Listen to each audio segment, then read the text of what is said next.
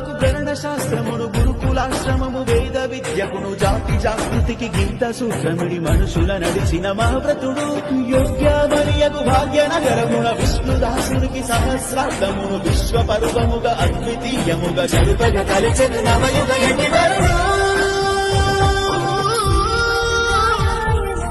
త్రిదండి శ్రీమన్నారాయణ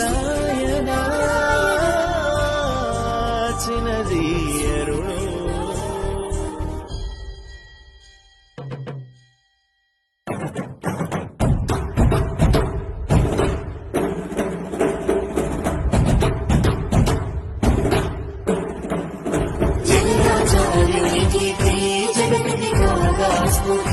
చిన్నజీయరుడే నెలకొల్పినది సమతామూర్తి లోకానికి ముక్తిని చూపిన వ్యక్తిని సతతం పూజించాలని